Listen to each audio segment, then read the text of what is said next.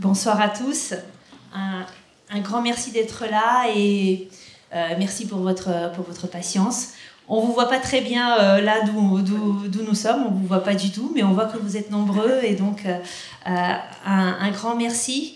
On aura aussi un moment où on souhaitera avoir un échange avec vous et donc à ce moment-là, on espère voir vos visages plus que nous ne le faisons maintenant. J'ai l'honneur aujourd'hui d'animer cette rencontre avec deux personnalités absolument exceptionnelles. Alors, je ne vais pas faire la formule convenue, on ne les présente plus, mais je pense qu'en fait, quand je vais vous les présenter, ça va être complètement superflu par rapport à ce que vous savez déjà. J'ai le plaisir et la joie d'animer une rencontre avec d'un côté Volodymyr Yermolenko.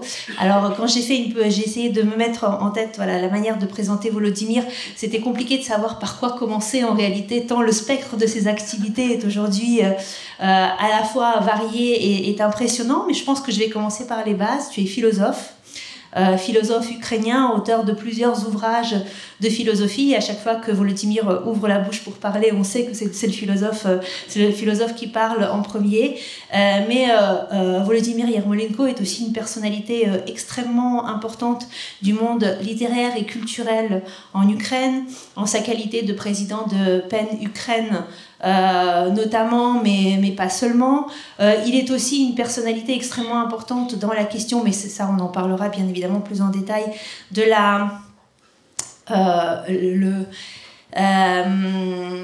le maintien, l'entretien, le développement de la vie littéraire, culturelle, artistique du pays aujourd'hui en temps de guerre, et je te poserai pas mal de questions là-dessus, je pense. Mais tu es également aujourd'hui un journaliste et un podcasteur extrêmement actif, avec des podcasts dans des langues différentes. Donc il y a des épisodes en français, il y a des épisodes en anglais, il y a des épisodes en ukrainien, il y en a absolument pour tous les goûts, à chaque fois pour essayer de mieux faire comprendre. Je pense que Volodymyr, tu as également ce rôle depuis le début de la guerre, mais tu l'avais d'ailleurs avant, mais c'est devenu extrêmement important depuis, de passeur, qui en fait fait sentir et fait comprendre l'Ukraine dans ses différentes dimensions à des publics non ukrainiens un peu partout dans le monde. Donc à ma droite Volodymyr Yermolenko, à ma gauche Florence Aubna, que je pense toute présentation serait extrêmement limitative par rapport à son parcours et à son profil. Donc grand reporter dans plusieurs médias aujourd'hui au monde, ayant sillonné à la fois des zones qui sont des zones de conflictualité, des zones de conflits armés et des zones beaucoup plus proches de chez nous, mais qui sont pourtant des zones de tension et de résistance et de résilience extrêmement importantes. Je voulais dire un truc. Oui, plusieurs reportages en Ukraine, bien évidemment, donc je pense que je te ferai également réagir là-dessus. Des séjours que vous avez également partagés en Ukraine à certains moments, et également aujourd'hui un livre qui est enfin plusieurs livres, mais aujourd'hui un livre qui fait un peu la synthèse de plusieurs années de reportage avec un prisme très spécifique, toujours par la société, par le bas, par les personnes ordinaires, et pas du tout par le haut. Donc une voix reconnaissable et un style immédiatement reconnaissable en fait dès que l'on lit la chronique. Alors, j'arrête Anna tout de suite parce qu'on était contre le fait qu'elle anime, on voulait qu'elle coparticipe parce qu'en fait elle-même est une personnalité exceptionnelle, il faut le dire. Elle ne le dira pas, donc je m'en charge immédiatement. Et je ne sais pas si quand Twitter était Twitter, moi j'ai appris l'Ukraine quasiment à ses cours sur Twitter. Donc pour moi, j'en reviens pas de la rencontrer aujourd'hui. Donc je voulais vous le dire aussi. Twitter était Twitter. Elle l'a quitté, oui, bien sûr. Twitter était Twitter au 19e siècle. Voilà, c'est ça. Quand l'herbe était verte et Twitter était Twitter. Alors, je me permets quand même de dire que cette soirée consacrée à la question de la création et de la résistance a été organisée à l'initiative de la revue Cometa, que j'espère vous connaissez, mais que si vous ne la connaissez pas, je pense que ce soir vous donnera envie de la connaître. Donc j'ai ici un exemplaire pour vous montrer à quoi ça ressemble, et on en reparlera. On parlera de ce dernier numéro. Alors Cometa, ça existe maintenant depuis 2 ans, et c'est une revue en fait qui a pris pour prisme de décentrer le regard, de décentrer le regard et de regarder ces endroits qui nous paraissent exotiques ailleurs, souvent à l'est. Je pense que le point de départ était est, mais Cometa prend est d'une manière extrêmement large. Aujourd'hui, tous ces endroits orientaux quelque part, et bien de se placer au centre, de donner la parole aux personnes qui sont issues de des personnalités du monde intellectuels, journalistiques, artistiques qui sont issus de ces pays. Et il y a également un parti pris qui est de véritablement mettre en valeur l'image et notamment la photographie des photographes issus de ce pays qui travaillent dans ce pays, etc. Donc voilà. Le dernier numéro que j'ai là entre les mains s'appelle Rire pour résister, et on en reparlera encore. Alors, c'est quand même moi qui anime, donc c'est moi qui commence. J'ai un peu le contrôle de la situation. Alors, crois-tu Alors, je pense que... Alors, Florence, je sais que tu as coécrit, il y a un moment déjà, avec un autre auteur, un livre qui s'appelait « Résister, c'est créer » en 2002. Et donc, je voudrais peut-être partir de cette idée qui lie la question de la résistance et la création, non seulement de la création au sens restreint, mais de la créativité des personnes dans leur manière de résister face à des situations insupportables. Je pense que c'est quelque chose qui se déploie dans chacune de tes enquêtes. Est-ce que tu peux nous parler un peu de ce fil directeur et de ce que c'est en fait la créativité des personnes dans des situations difficiles? Oui, donc bonsoir à tous. C'est vrai que l'Ukraine, pour ça, est un endroit très particulier, parce que la guerre leur est littéralement tombée dessus. C'est-à-dire que, y compris les hautes sphères de l'État, ne s'attendaient pas à ce que cette guerre éclate. Enfin, d'après ce que j'en ai compris, tu m'arrêtes. Donc, il y avait vraiment ce côté-là. Et les gens ont pris, j'ose pas dire leur destin en main, mais tout de suite, ils se sont dit comment on va faire pour mettre en place nos propres contre-feux. Alors, pour moi, un des exemples les plus incroyables, alors bien sûr, il est guerrier, mais pour moi, il est très fort. C'est-à-dire que c'est un pays qui a tenu sans lancer de conscription, donc d'appel aux soldats, d'obligation pour les soldats à rejoindre des unités, pendant 2 ans. Donc, c'était uniquement sur le volontariat.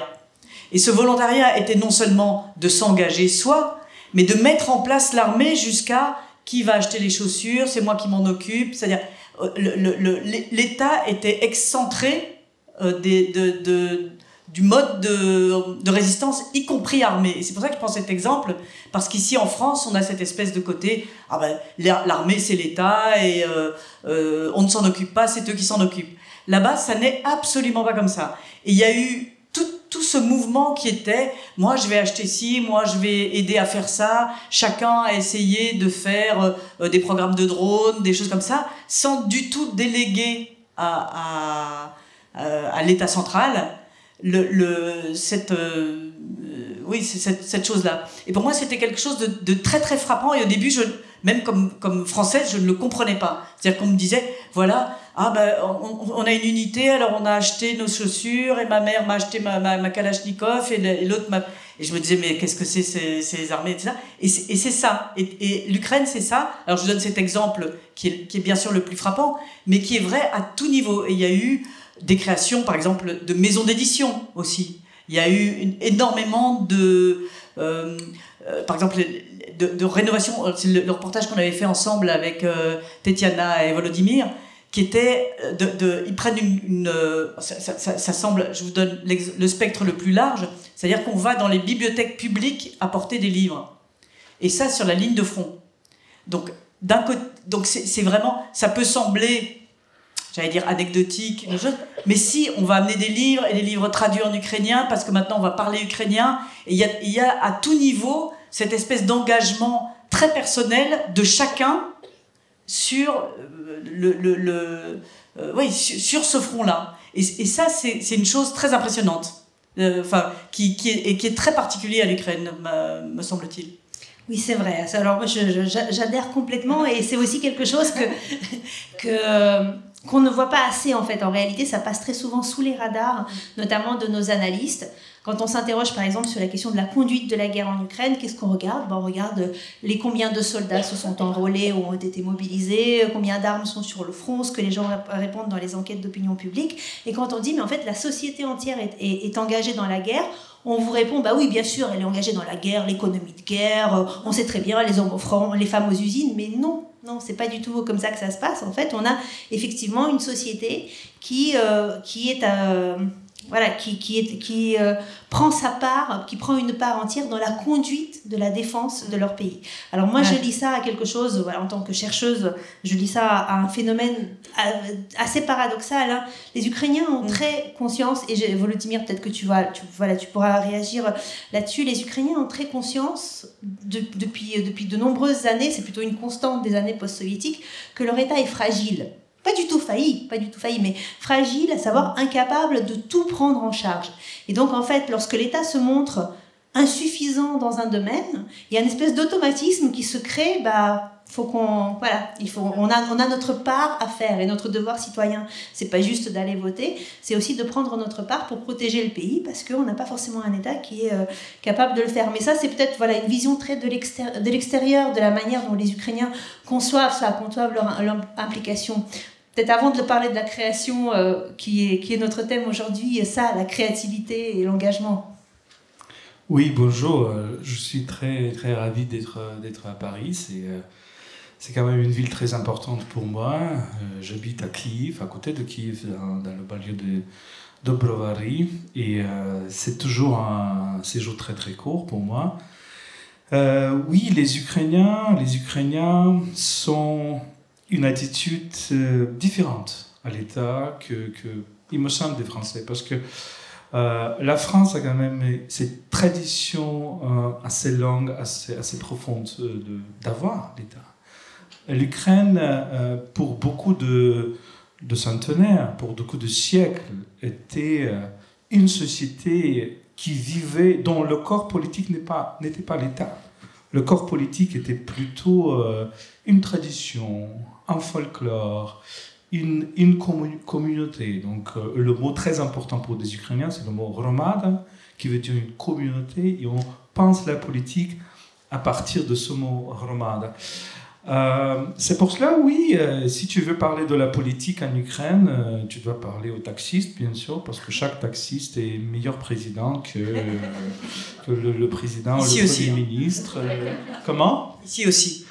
Oui, c'est très bien. Donc, c'est pour cela que les Ukrainiens ont raison quand nous disons que nous sommes des Européens. Il n'y a pas beaucoup de différence. Donc, oui, c'est vrai, il y a une certaine aussi méfiance par rapport à l'État. Donc, quand au début de la Grande Guerre, Zelensky a eu des ratings très, très élevés, c'était quand même une mécompréhension. C'était une exception dans notre tradition. Dans notre tradition, c'est normal quand le président a le rating de 5%.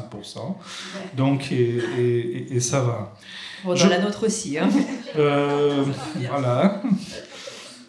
Pour l'amitié ukrainienne ou franco-française. Je vous raconte une histoire. Donc, à côté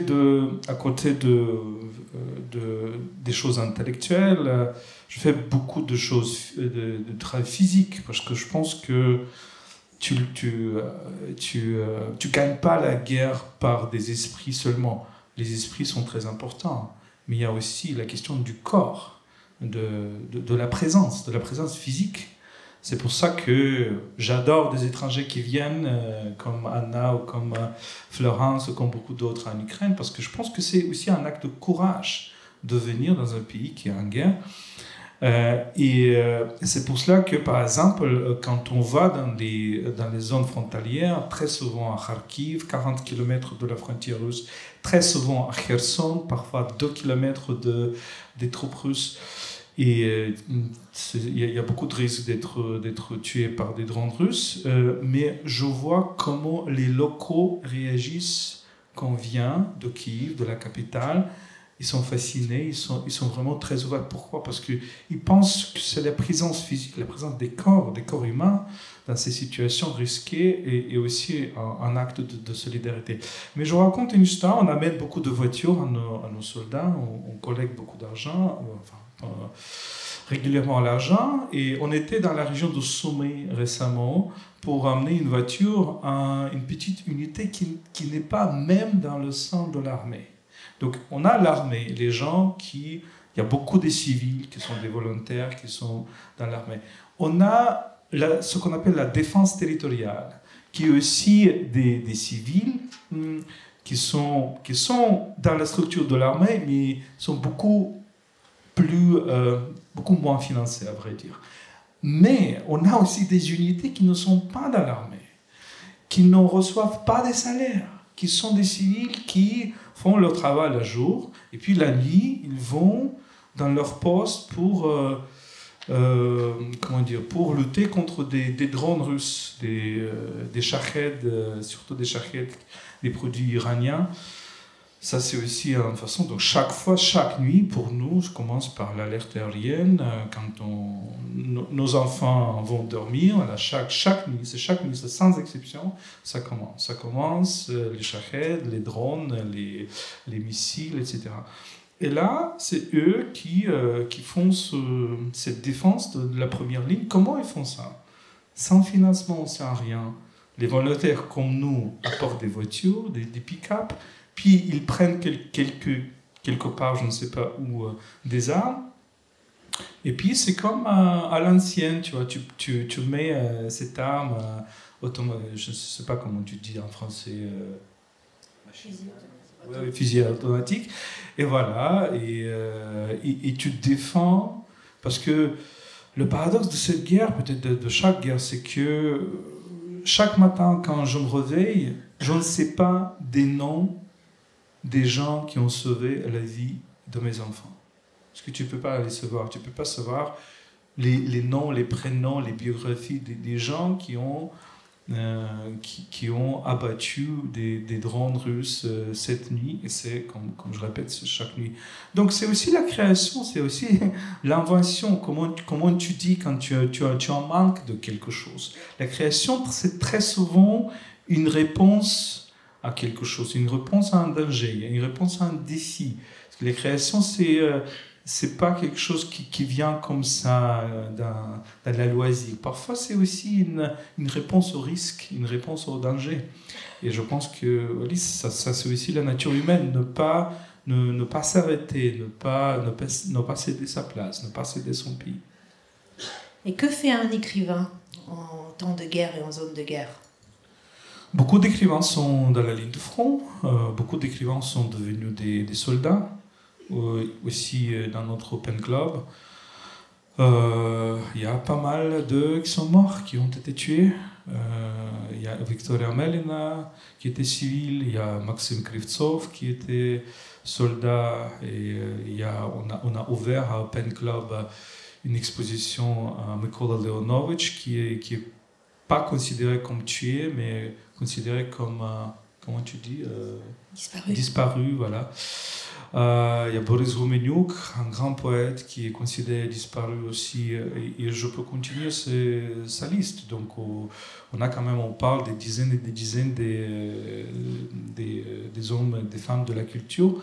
Récemment, on a eu une exposition sur Ruta Pushkarchuk, qui était une journaliste, qui était une photographe, qui était vraiment l'artiste, qui était très très jeune, qui était tué l'année dernière. Donc c'est ça, c'est toujours le travail de l'engagement.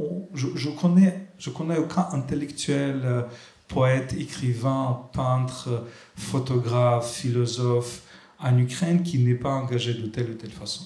Donc soit comme moi, c'est toujours un travail volontaire pour amener quelque chose dans la ligne de front. On est toujours en communication avec des soldats, soit ce sont des soldats. Mais moi, je ne pense pas que c'est un trait ukrainien. Je pense que chaque société qui est saine, qui est... Oui, je pense qu'il y a quelque chose dans chaque société humaine qui fait cette mobilisation, en fait, mobilisation des esprits. Donc voilà, on n'est pas dans nos cabinets seulement, on n'est pas dans nos chambres, on bouge par nos corps et pas seulement par nos esprits. Alors, mais tu disais, l'Ukraine te paraît un peu exceptionnelle par certains aspects, par cette manière de trouver son propre moyen de résister et la place à laquelle on peut le faire. Et est-ce que ça, c'est des choses qu'on arrive à transmettre? Est-ce que c'est des choses que l'on arrive à raconter? Et comment peut-on rendre compte en fait de cet état de la société? Alors l'Ukraine se raconte beaucoup, se raconte au sens noble du terme, si j'ose dire. C'est-à-dire que le courant créateur d'écrivains, etc., dont parlait Volodymyr, est né une littérature qui s'appelle, enfin que moi j'appelle, peut-être que c'est pas le terme en Ukraine, une littérature de front. C'est-à-dire que tous les livres qui paraissent sont des livres sur la guerre, parlant de la guerre, des poèmes sur la guerre, donc qui racontent ça de 1000 façons différentes. Hein. Donc il n'y a pas un style particulier, mais il y a ce côté de prendre sa plume pour raconter. Et c'est souvent des choses très fortes et en général ça se fait en parallèle. Alors quand je vous dis ça, ici on est à la Maison de la Poésie, si en rentrant j'appelle mon rédacteur en chef et je dis c'est en Ukraine, les gens écrivent beaucoup, etc. Il va me dire ouais, ok, mais qu'est-ce qu'il y a comme actu? Bon, vous voyez le genre. Donc comment raconter, comment transmettre par le biais d'un journal, c'est encore une autre histoire. Et donc là, il y a ce côté très mixte, et c'est ça qui est fort en Ukraine, qui est exactement ce que racontait Volodymyr. C'est-à-dire qu'il y a ce côté très intello, on va se mettre à parler l'ukrainien, à n'écrire qu'en ukrainien. Un certain nombre d'écrivains écrivaient en russe pour des raisons culturelles, traditionnelles, diverses. Et maintenant, il y a cette démarche vers l'ukrainien, donc qui est non seulement j'écris sur la guerre, mais je l'écris en ukrainien. Donc il y a une espèce de double phénomène très important.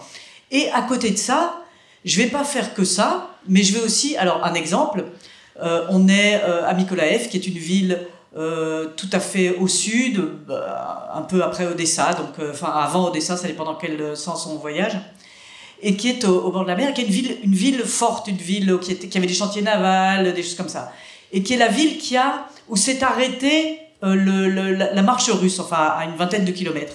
Donc qui a été très exposée, très bombardée, c'était très dur. Et donc j'y arrive juste à ce moment-là. Et donc c'est là, je vous parle d'il y a presque 2 ans. Et j'arrive à ce moment-là dans cette ville, et donc la ville est bombardée tous les jours, c'est vraiment une ville exposée.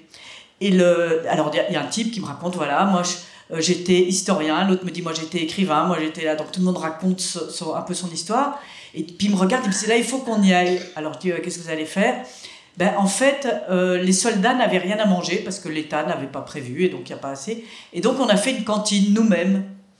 Alors je dis, ah oui? Et puis il me voit ouvrant et fermant la bouche, non pas pour manger, mais d'ébahissement.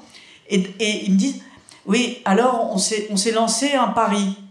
Et là vous dites, où est-ce que je suis? On s'est lancé un pari, et donc c'est leur livrer les plats chauds sur le front en moins de 20 minutes comme Uber. Et alors là, vous dites, et c'est vrai. Et donc il y a ce côté en permanence qui est de faire les choses et de les faire à notre manière.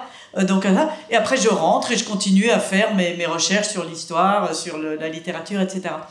Et donc c'est ça que je m'évertue à raconter, parce que ça raconte ce double aspect qui à mon avis est très important en Ukraine. Et c'est cette camionnette au moment où il y a eu une contre-offensive victorieuse en Ukraine dans la région de Kharkiv. On est dans une de ces voitures bricolées dont tu parlais, qui est, alors là c'était 4 bonhommes qui avaient racheté un fourgon bancaire de transfert de fonds, donc blindé, qu'ils avaient repeint en kaki, ils s'étaient cotisés, ils étaient là-dedans, ils disaient on va au front, etc.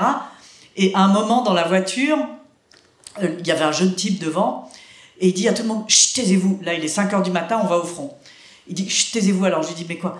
Non, mais parce que je m'inscris à l'université et j'ai un examen à passer pour m'inscrire. Et alors tout le monde fait chut dans la voiture, donc ça cahote sur le chemin, etc.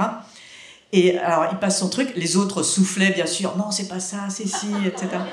Et alors à un moment personne n'a la réponse, et il dit qu'il n'y a plus de réseau. Alors non, j'ose pas. Si, il dit qu'il n'y a plus de réseau. Alors donc, et c'est cette espèce de mélange, et j'ose pas dire la résistance c'est la vie, mais c'est un poncif, et là c'est pas un poncif. C'est vraiment ça, c'est ça qui fait tenir, c'est cette façon de voir, de penser qu'il y a toujours, parce que c'est ça la résistance, de penser qu'il y a toujours un avenir. La tristesse, c'est quand on se dit, voilà, bon, c'est la guerre, ça nous est tombé dessus, il n'y a rien à faire, voilà, je m'enfuis avec une casserole sur la tête. Et en Ukraine, il n'y a jamais ce côté, alors je ne vous dis pas que c'est facile tous les jours, mais il y a cette projection en permanente, cette création en permanente, que ce soit effectivement un bouquin, ou que ce soit la cuisine Uber pour livrer au front. Et je vous préviens, il y a 2 plats. Ils avaient le choix entre 2 plats. Je me disais, mais comment ils font? Même à la cantine du Monde, il n'y a pas ça. C'est vrai qu'il y a quelque chose d'effervescent et d'assez étonnant, et je pense que ça trouble aussi les observateurs. Quand vous arrivez en tant qu'extérieur en Ukraine, vous passez souvent par Lviv ou par Kiev, et en voyant des villes où en fait non seulement la vie quotidienne continue, mais aussi la vie culturelle continue, où il y a des festivals, des rencontres, des cinémas, on rentre à la librairie, on croule sous une tonne de livres qui viennent juste d'être édités. Moi, c'est la grande catastrophe de tous mes séjours en Ukraine, c'est-à-dire que j'essaie de tout acheter, et puis bien évidemment aucune valise ne supportera ça. Donc heureusement qu'il y a des services postaux qui peuvent vous permettre d'arriver avec des gros cartons de livres à chacun des séjours pour les envoyer en France, pour rendre un petit peu compte de ça. Et en fait, ce qui est un peu troublant, c'est que, eh bien, il y a une double dynamique là-dedans. C'est-à-dire que d'un côté, le fait de tenir et de continuer à avoir cette vie intellectuelle, culturelle, quotidienne, d'avoir des débats, de voir la société avancer, c'est un signe de l'incapacité de la Russie à détruire ça. C'est ce pourquoi la guerre est faite, pour que précisément l'Ukraine ne soit pas réduite au champ de bataille et au support à l'arrière du champ de bataille, mais que qu'on puisse passer des concours, continuer à passer des concours pour rentrer à l'université. Donc c'est un signal extrêmement positif, mais en même temps c'est vrai que le contraste avec la difficulté de la guerre, le contraste devient de plus en plus frappant entre la dureté de ce qui se passe au plus près du front et au final cette survie qui se construit ailleurs. Et effectivement, je pense que les gens sont tout en même temps aujourd'hui, et que ma difficulté par exemple à présenter Volodymyr, elle tient aussi à ça, c'est-à-dire qu'il y a tout ce mélange, mais ils sont plus les mêmes. Enfin, je veux dire, la culture ukrainienne en guerre, quand on la regardera dans 10 ans, par exemple, ce qui a été produit pendant ces années et ce qui sera produit dans les années qui viennent, qu'est-ce qu'on pourra dire de cette culture, et à quel point, en fait, on sait qu'il y a eu une très grande littérature, par exemple, qui a été une littérature produite par des gens qui ont vécu une expérience de guerre. Qu'est-ce que tu anticipes, en fait? Quel est le message que cette culture ukrainienne-là pourra nous envoyer à tous? Après avoir écouté l'histoire de Florence, je pense que je dois aussi devenir une sorte de fournisseur de la nourriture un jour, non? Je pense que moi, quand elle me demande comment expliquer l'Ukraine en 2 mots, je dis j'ai un seul mot. Et c'est le mot malgré. Parce que c'est la vie malgré la mort, c'est la liberté malgré la servitude, la dictature, c'est l'amour malgré la haine, ou c'est la joie malgré la douleur. Et c'était pas seulement aujourd'hui, mais je pense que tu peux effectivement avoir ce petit mot malgré. Surtout, je pense que quand on pense sur la liberté, parce que c'est vrai que dans les derniers siècles, c'est toujours en lutte avec un empire assez cruel. Malgré, et je pense que la vie malgré la mort, c'est ça qui explique beaucoup dans la culture actuelle. Parce que la culture actuelle ukrainienne, elle est très empathique. Elle parle beaucoup de l'amour. Pas de la mort, mais de l'amour. Elle parle beaucoup des non-morts dans une façon, pas seulement de cette tonalité de deuil, mais aussi la tonalité d'une certaine vivacité. Donc parfois des amis, ils font beaucoup de blagues sur des amis morts. Et ça c'est aussi très délicat. Si on peut reprendre ces blagues, je pense que non. Parce que c'est très important que ça reste entre ces gens-là, parce que c'est une intimité des liens entre eux. C'est pour cela que, par exemple, les gens, les soldats ou bien les gens qui travaillent dans la médicale, ils sont parfois hyper marrants. Ils ont parfois leur communication. J'ai parlé récemment avec une jeune femme qui travaille dans la médecine. C'était une conversation avec beaucoup de rire. Mais je comprends que c'est un rire très spécifique. C'est un rire qui fait deux fonctions. C'est un rire qui fait la fonction de opposition à la mort, opposition à la douleur. C'est une sorte de ce qui te fait plus fort par rapport à cette douleur et par rapport à la peur. Parce que c'est naïf de penser qu'il y a quelque part des guerriers qui n'ont pas de peur. Tout le monde a la peur. La question n'est pas avoir peur ou pas avoir peur. Tout le monde a peur. La question est comment tu réagis à cette peur. Qu'est-ce que tu peux faire malgré cette peur? Et je pense que l'humour, le rire est un des outils. Mais aussi, j'ai évoqué Victoria Amelina. En fait, elle était... Donc écrivaine ukrainienne qui a été assassinée. Qui a été assassinée par la missile russe en 2023. Et là, maintenant, son livre sort et en anglais, je pense, et en français, en plusieurs langues.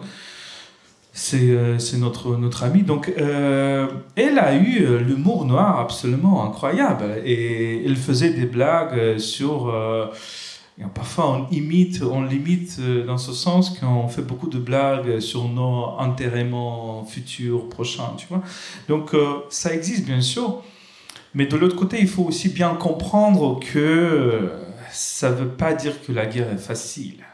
L'humour pendant la guerre ne veut pas dire que la guerre est facile, que la guerre est drôle de guerre. L'humour pendant la guerre comme ça, parce que c'est une guerre énorme, absolument cruelle, une des guerres les plus cruelles dans les décennies récentes, c'est plutôt ce sentiment que on continue d'être vivant malgré cette présence de la mort. On continue d'avoir la joie de vie malgré cela.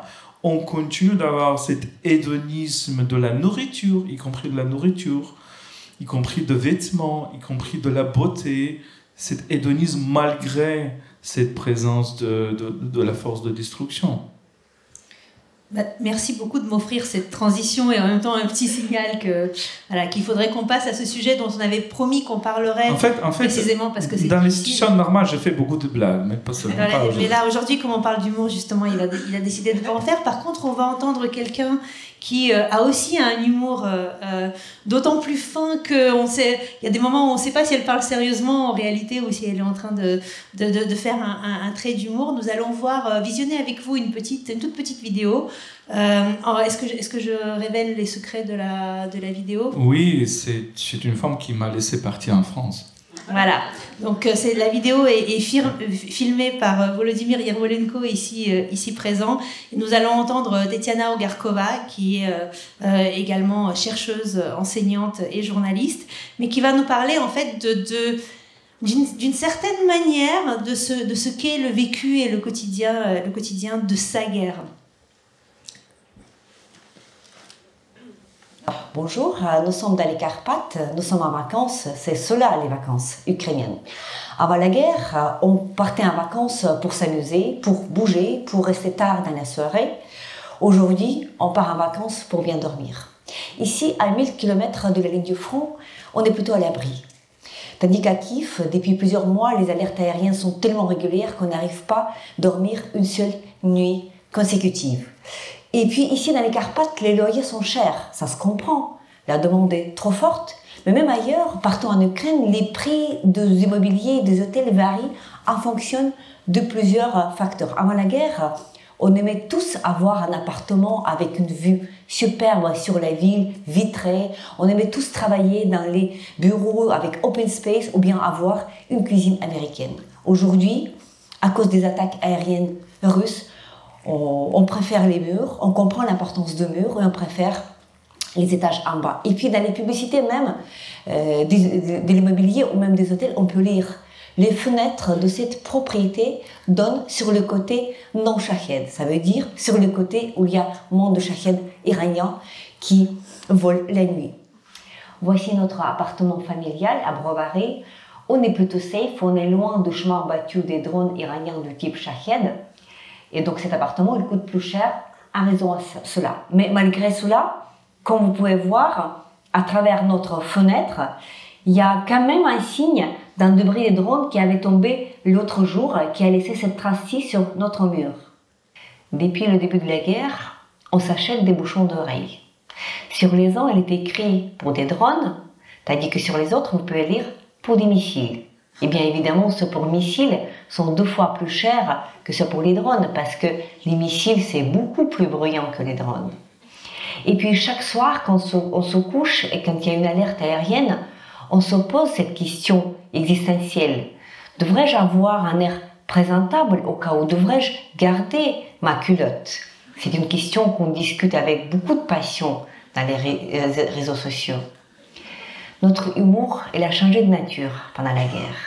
Notre humour, il est souvent noir, parce qu'on rit quand il y a des bombardements, on rit quand nous avons peur, on rit quand il y a des coupures d'électricité, elles sont fréquentes parce que l'armée russe bombarde nos infrastructures électriques d'une manière absolument régulière.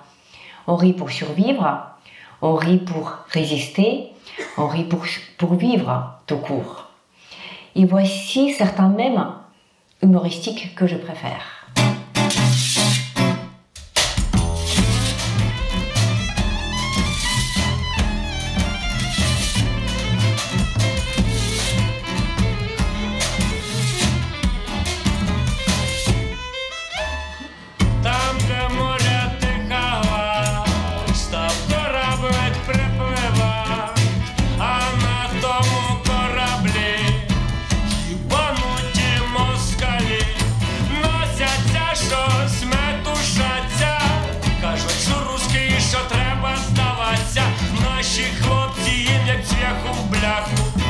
Кацапський човник пливе собі нахуй, смерть заострила косу, не встига за ЗСУ, смерть заострила косу, не встига за ЗСУ.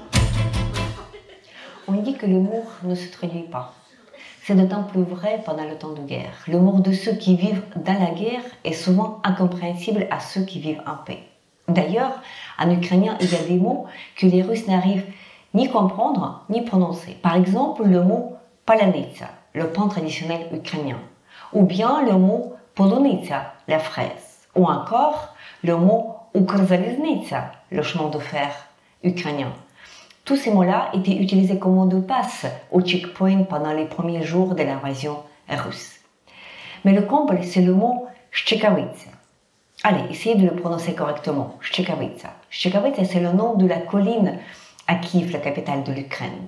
En 2022, on ne sait plus qui avait lancé l'idée qu'en cas de frappe nucléaire russe, dont les menaces étaient très fréquentes à cette époque-là, donc en cas de frappe, les habitants de Kiev devraient se rassembler sur cette colline pour, attention, faire une dernière orgie, une dernière fête avant la fin du monde. Et la ligne de réservation a été ouverte pour des participants, mais tout aussi bien pour le secteur des spectateurs.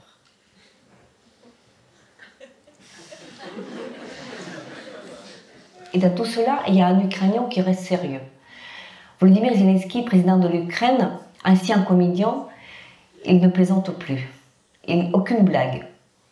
Mais nous, si on survit, un jour on dira. Nous avons survécu aussi grâce à notre capacité de rire, dans les circonstances les plus tragiques, les plus éprouvantes. Comme dit Lesya Ukrainka, une star de la littérature ukrainienne classique, pour éviter de pleurer, j'ai ri. Bonjour, nous sommes dans les Carpates, nous sommes en vacances, c'est cela les vacances ukrainiennes. Avant la guerre,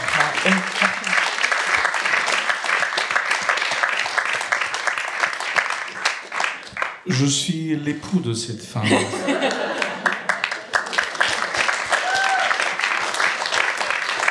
Donc, un dernier épisode, on est juste allé à Kharkiv il y a quelques temps, et en fait, le drone a explosé vraiment très très proche de nous, de notre hôtel, et quelques centaines de mètres, donc c'était vraiment très très très fort. Il y avait une grande incendie à côté. Et Tania m'a dit, moi je dors plus de façon, comment tu dis, elle dort plus profondément, moi j'entends plus de choses. Et moi je dis, voilà, il y a un drone qui a failli de nous tuer, et c'est juste à côté. Il m'a dit, la prochaine fois tu me réveilles pas. Oui, Tetiana est absolument formidable, et merci à elle en fait d'avoir soulevé cette question qui était une question compliquée pour nous en fait en préparant cette rencontre, parce que comme c'est Cometa qui préparait, vous voyez, on a sorti ce numéro spécial Rire pour résister, dans lequel par ailleurs il y a énormément de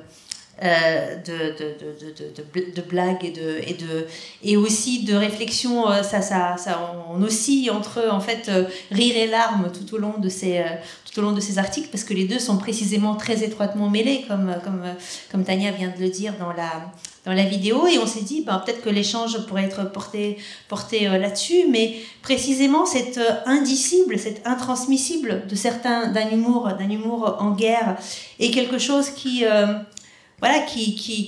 nous interroge, et puis surtout en fait qui peut rire de la guerre? Oui, et c'est vrai que quand le thème a été proposé, le thème était le rire, et j'ai immédiatement fait la ronchon. Ah non, mais on peut pas faire un truc sur le rire, sur l'Ukraine, etc. Moi qui ne suis pas ukrainienne, qui ne reçoit pas des drones toute la journée, etc. Je veux dire, écoutez, on va faire une conférence sur le rire, et moi je vais vous raconter des bonnes blagues sur l'Ukraine. C'est très compliqué, et je pense que les Ukrainiens peuvent en rire, peuvent le raconter, ils le font à merveille, mais quand on est extérieur à ça, ça devient beaucoup plus compliqué. Et en France, vous savez, on adore les débats sur peut-on rire de tout, enfin, vous voyez ce que je veux dire.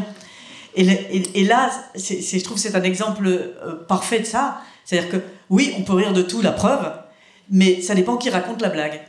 Et je trouve que ça en est un exemple frappant. Et moi, je ne me voyais pas faire un panégyrique sur le rire alors que les Ukrainiens demandent des armes, continuent à risquer leur vie, etc. Donc c'est vrai que ça pose ces questions-là, ça pose que faire avec ce rire qui est tellement nécessaire, mais à la fois comment le raconter, comment le transmettre sans minimiser exactement ce qui est en train de se passer. C'est-à-dire que la situation est on ne peut plus tragique. Vous avez peut-être pas remarqué, mais Trump a été élu. Donc la situation est vraiment très tendue en Ukraine. Et c'est nous, Français, ce qu'on va se dire, faisons un truc sur le rire. Donc c'est ça. Mais heureusement qu'on vous a pour rire avec vous aussi. Oui, je suis d'accord, mais la ligne de démarcation, c'est pas seulement les Ukrainiens non ukrainiens, c'est à l'intérieur de la société ukrainienne. Parce que est-ce que tu peux rire de la guerre des drones quand tu te réveilles en sachant qu'il y a des gens qui ne sont pas réveillés? Est-ce que tu peux rire en sachant qu'il y a des dizaines, peut-être des centaines de soldats aujourd'hui qui ont perdu leur vie? Donc c'est toujours très délicat. C'est pour ça que je dis que quand soldats font des blagues sur leurs camarades qui ont été tués, c'est peut-être leur intimité de leur liaison, c'est peut-être ils pensent que leurs camarades vont réagir comme ça et vont les... Et c'est aussi cette continuation de cette intimité, de ce lien. Et ça ne veut pas dire que tu peux entrer dans cela. Donc il faut vraiment être très délicat par rapport à tout cela. Je ne pense pas que tout est permissible. Je ne pense pas qu'on peut rire sur tout ce qu'on veut. Je pense que c'est comme avec la parole, la liberté de parole. Oui, il y a la liberté de parole, mais il y a toujours la question, pas seulement que tu es capable de faire le choix, mais c'est aussi la question quel choix tu fais. C'est aussi la question de la responsabilité. Et avec le rire, c'est aussi la question de la responsabilité. Bien sûr, la guerre produit beaucoup de rire. Et vous avez vu cela. D'ailleurs, cette culture de même est aussi ambiguë parce que tu peux parfois avoir cette perception comme quoi, voilà, ça crée un sentiment que la guerre est quelque chose de très léger. Non, ça ne pas. C'est très très dur, c'est très douloureux. Il faut le comprendre. Donc le rire, c'est une sorte de l'obstacle à cette douleur. C'est une sorte de notre lutte contre cette douleur. Mais il faut bien comprendre que oui, bien sûr, la guerre est toujours cette réalité tragique, mais aussi comique. Il faut maintenir les deux, mais il faut être très très délicat là-dessus. C'est pour ça qu'on s'est pas lancé là-dedans, mais l'humour fait lien, et je pense qu'il y a il y a des choses, comme la vidéo vient de nous démontrer, qui peuvent parfaitement faire lien entre ceux qui ont expérimenté la guerre et ceux qui l'expérimentent aujourd'hui et ceux qui ne l'expérimentent pas, et néanmoins qui peuvent se reconnaître dans quelque chose qui est extrêmement vivant. Effectivement, c'est un peu comme ce que tu disais. Moi, il y a une chose qui me frappe, par exemple, parce que je travaille sur la société russe également et sur l'armée russe également, et bien évidemment on suit aussi l'humour qui existe de l'autre côté, et il y a un humour qui s'est asséché en Russie considérablement, c'est-à-dire qu'il y a vraiment il y a toujours des blagues qui circulent sur la vulnérabilité des personnes et la répression qui pèse sur elles, mais par exemple un des sujets principaux avant la guerre de blagues en Russie, c'était Vladimir Poutine. Il n'y a plus une blague, plus une caricature, plus une histoire drôle qui circule sur lui. Ce n'est pas amusant, ce n'est plus amusant, mais je pense qu'il y a quelque chose d'un souffle de la mort dans cette absence d'humour, alors que dans la capacité des Ukrainiens de rire, y compris du plus dur, et ça nous choque parfois, et parfois c'est extrêmement limite pour un observateur extérieur, parce que par exemple les Ukrainiens peuvent se permettre de rire de la mort de Russes, bien évidemment. Et la guerre, c'est leur manière aussi d'avoir cette pulsion de vie.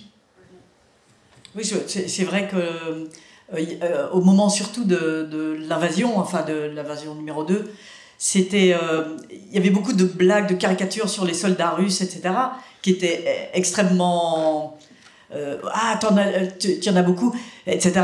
Je vous parlais des levées de fonds pour acheter des drones, etc., et des armes côté ukrainien. Et le message à ces associations qui achètent ces armes, c'était, donc les donateurs laissent un petit message, je souhaite contribuer à l'arme qui tuera le plus de Russes. Donc, c'est vrai qu'il y a ce côté très fort et qui est difficile à transmettre. Les prénoms, les prénoms qui ont les gens donnent des prénoms qui sont des noms d'armes à des enfants qui naissent. Donc il y a quelque chose qui, alors pour le coup, les Français, ça les arrête complètement, mais ça fait partie aussi d'une forme de réalité de la guerre et qui fait moins rire tout de suite. Oui, parce que dans l'humour, il y a toujours ce côté cruel. C'est une sorte de cruauté légitime qu'on partage, mais voilà, parfois tu dois avoir de l'humour et du rire contre ton ennemi, précisément pour travailler avec sa propre peur contre cet ennemi. Sauf que, bien sûr, il faut... le danger de cette culture de l'humour qui était très très présente au début de cette grande invasion, c'est que ça crée une sorte de l'impression que ça va se faire tout seul, tu vois. Il y a des soldats qui font en dansant, qui vont protéger le pays. Et ça, c'est bien sûr un danger, parce que, comme Florence a dit dans le début, que ce côté engagement et ce qui sauve l'Ukraine, c'est l'engagement de la société ukrainienne, c'est l'engagement de nos partenaires. Mais si cet engagement n'est toujours pas idéal, il y a beaucoup de gens dans la société ukrainienne qui ne veulent pas s'engager, qui veulent éviter cette responsabilité. Et on voit qu'avec des partenaires, c'est aussi très très difficile. Donc il ne faut pas avoir cette illusion comme quoi voilà, ça va se résoudre tout seul avec quelques chansons et quelques mèmes. Oui, c'est un piège, effectivement. Tout comme il y a un piège de l'Ukraine qui résiste tellement bien qu'au final, pourquoi est-ce qu'on l'aiderait puisqu'elle existe tellement bien. Alors, j'ai fait une promesse au début de notre conversation, c'est qu'on vous donnerait un peu la parole pour pouvoir avoir un échange avec vous. Alors, je pense que ce moment est venu. On les voit. Ah, alors, c'était donc vrai. Ah, vous êtes là.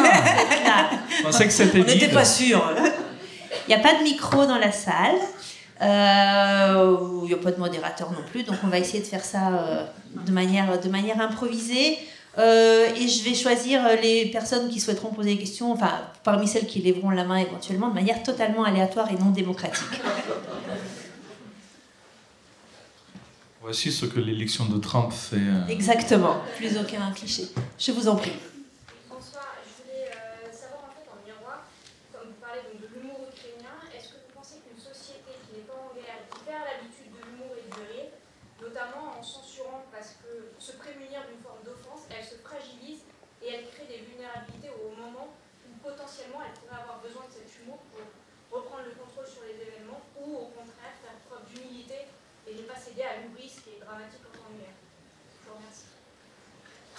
Alors, ce qui est vrai, c'est que en fonction des guerres et des situations, c'est un peu ce que racontait Anna, l'humour change de camp.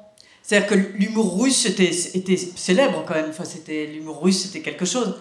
Et cet humour russe n'existe plus. L'humour est devenu ukrainien, si je puis dire. Et alors là, je ne me lance absolument pas dans ce débat-là. Je vais parler d'un film qui a été fait il y a 20 ans sur la Palestine, donc rien à voir avec ça. Et le réalisateur disait « Le nouvel humour juif, c'est nous ». Et il racontait que l'humour avait changé de camp. Donc je m'arrête là sur le sujet parce que sinon on ne va pas s'en sortir. Je vous jure. Mais c'est vrai, et cet humour qui bouge comme ça, qui traverse la ligne, c'est quelque chose qu'on voit très souvent. Malheureusement, j'ai connu pas mal de conflits et on le voit passer. C'est-à-dire que j'ai vu l'humour renaître en Algérie. Encore une fois, c'est terrible ce que je vais dire, au moment de la sale guerre, des années terroristes, des années 90. Et là, il y a eu pléthore d'humoristes algériens, il y en a merveilleux, etc. Parce qu'à un moment, on s'en saisit. Et l'humour était devenu algérien. Et ce moment-là, ce moment de bascule, je le chéris. Parce qu'il veut dire que, voilà, que la vie est là, que la vie continue.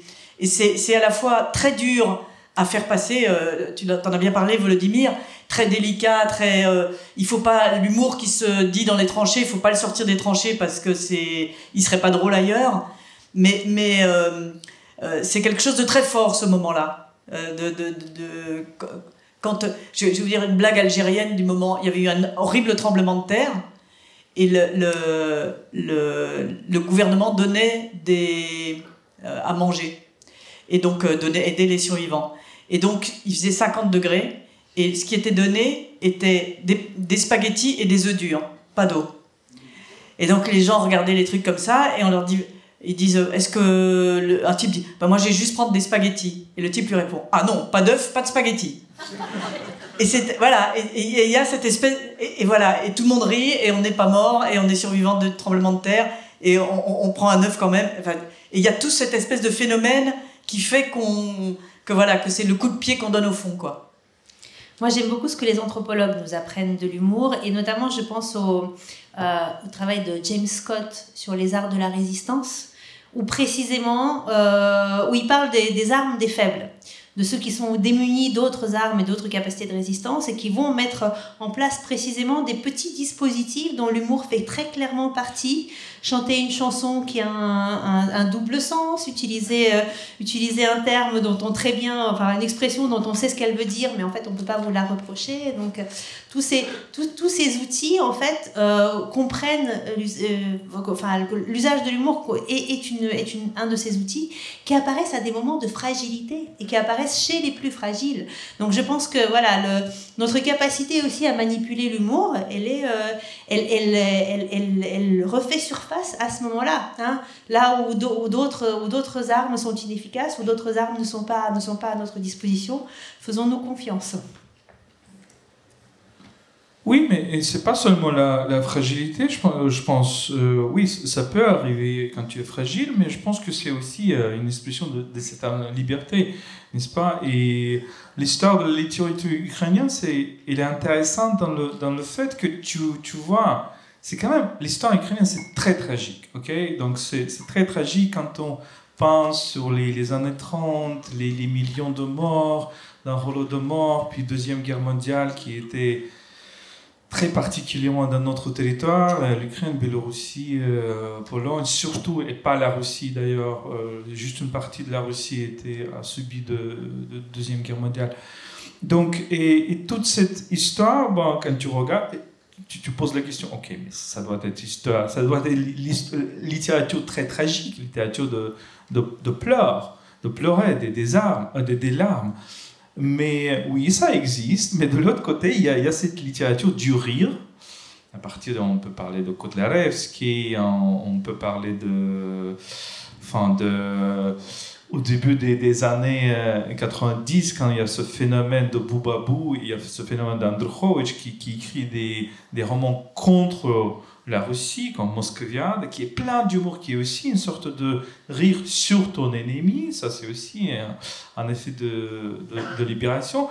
Et le fameux tableau il a Repin, ou il a Ripin, comme on l'appelle, un fameux peintre qui est considéré comme russe, mais en fait, les Ukrainiens le considèrent comme ukrainien, qui est né. On fait des voyages, quand on fait des voyages de Kharkiv vers Sloviansk-Kramatorsk, sur la ligne de front, proche de la ligne de front, on traverse Tchurouïev. Tchurouïev, c'est une ville où Repin ou Ripin a été né.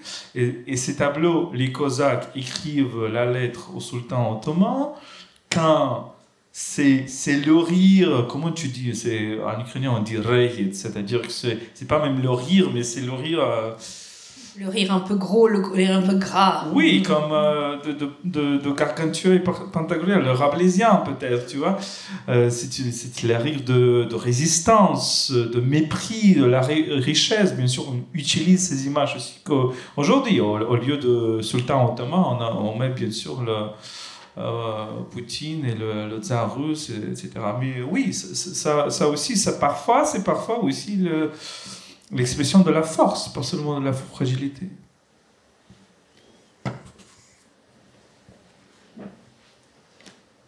Je vous en prie. Je me suis demandé en vous écoutant, et merci beaucoup pour tout ce que vous nous avez apporté déjà pour le début de cette soirée, je me suis demandé en vous écoutant s'il n'y avait pas une tradition de l'Union soviétique. Compte tenu de mon âge, j'ai connu l'Union soviétique, je suis allée beaucoup en Union soviétique, et il y avait à l'époque ce qu'on appelait Radio Yerevan, qui n'était pas spécifiquement en Arménie, mais qui était effectivement partout en Union soviétique. Donc, est-ce qu'il y a une influence de cette origine-là? Ma première question. Ma deuxième question, qui est en marge du rire, qui est un rire qui n'est même pas un rire, qui est quelque chose d'extrêmement émotionnel, qui est l'exposition que j'avais vue à la Cité internationale ici, dans le 14e, qui a été faite par des étudiants, et qui s'appelait « The diploma that will not be issued ». Donc les diplômes qui ne seront pas donnés, accordés, et qui montrait de manière extrêmement simple, mais extrêmement parlante, l'image d'un ancien étudiant qui est parti au front et qui est mort, et ensuite sa biographie en ukrainien et en anglais, et le lieu et la date exacte à laquelle il a été tué, ou elle a été tuée, parce qu'il y avait aussi des filles. Et pour moi, cette exposition, et je me demande si on ne peut pas faire la même chose avec des créations qui ont été faites au front, etc. Parce que pour nous qui sommes à l'extérieur, en tout cas pour moi, ça serait tellement important de voir ce que vous arrivez à faire dans la création pendant ce temps de guerre. Et cette exposition, pour moi, était vraiment extrêmement révélatrice justement de cette résistance. Oui, par rapport, merci pour votre question. Par rapport à l'humour soviétique, je pense que c'est différent parce que l'humour soviétique, j'ai habité pendant 11 ans à l'Union soviétique et c'est pour cela que j'ai quelques mémoires et puis mes parents, etc. C'était plutôt l'humour clandestin, c'était plutôt l'amour de ce qu'on appelle l'amour de cuisine. Non, pas cuisine, comment tu dis l'amour de cuisine. C'est-à-dire, oui, il y a une sorte de cette émigration interne, il y a une sorte de cette résistance qui ne peut pas être publique, mais elle est quand même là.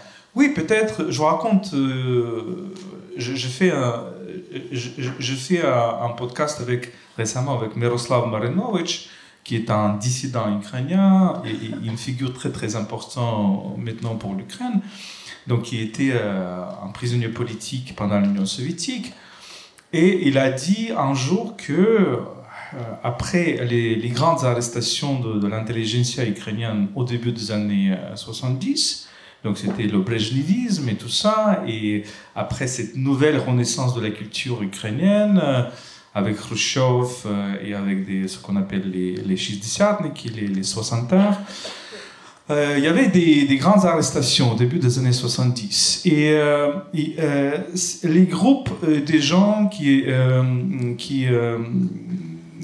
n'étaient pas encore arrêtés, pas encore mis au goulag, ils vont être mis au goulag un certain temps. Bon, ils étaient ensemble sur la colline de Kiev, chanter des chansons nationales et danser un peu de danse ukrainienne nationale. Et après, une de ces participants a été appelée par le KGB en disant que vous serez être arrêté parce que vous avez dansé les danses anti-soviétiques. Voilà, ça se marche pas parce que chez nous ça serait une blague de laquelle on va rire. Hein. Les danses anti-soviétiques, c'est-à-dire pour cette idéologie, c'est pas seulement les paroles, les mots, mais même les danses, les gestes pourraient être anti-soviétiques, n'est-ce pas? Bien sûr, maintenant on a une situation différente. C'est pour cela que ce qu'on a après le début de Grande Invasion, un phénomène intéressant, c'est une sorte de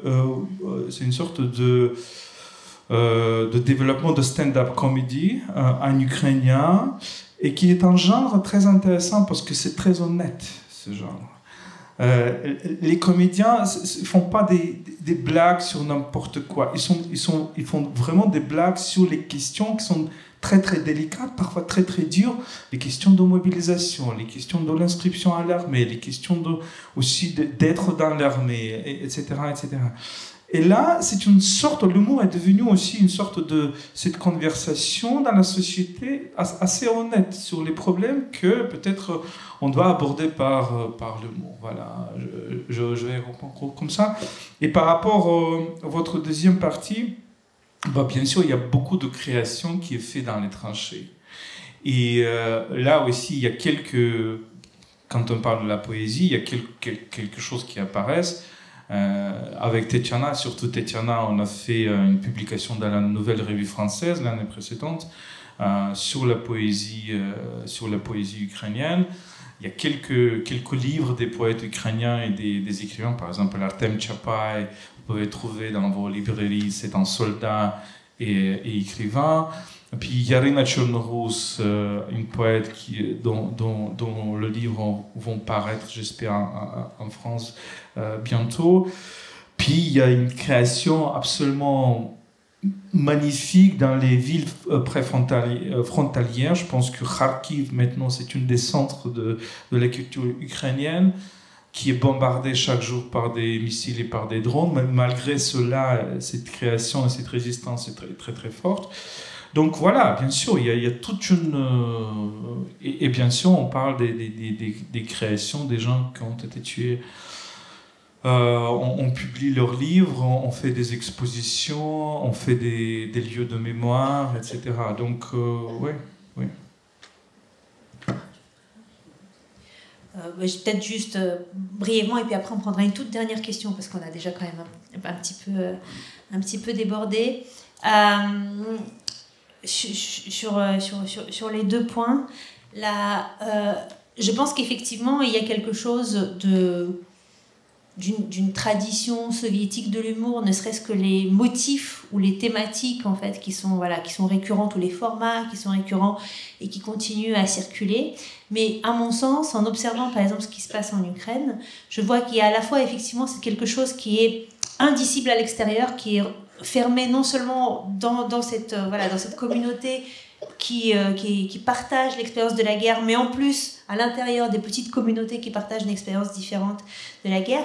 Mais on a aussi un humour qui est très inscrit en fait dans les formes globales de l'humour, dans les formes mondialisées de l'humour. Et bon, certes, vous avez choisi dans les mêmes ceux qui pouvaient être compris par un public occidental, mais vous voyez bien que la référence à Mr Bean, pour parler d'Ukrainiens qui attendent la guerre nucléaire, c'est aussi il y a aussi quelque chose qui devient du coup plus facile, plus universel et qui circule. Et ça me permet de faire le lien avec votre deuxième question, parce que ce que ça m'a renvoyé comme questionnement, c'est comment peut-on, en fait, pour quelqu'un qui est extérieur à l'Ukraine aujourd'hui, faire sens de ce qui s'y déroule? Et c'est une question qui est véritablement pas simple. Et je pense que, par exemple, la réponse que donne Florence dans ses reportages à cette question-là est absolument centrale, parce qu'elle se met précisément à hauteur de humain et par un partage de vécus humains auxquels chacun peut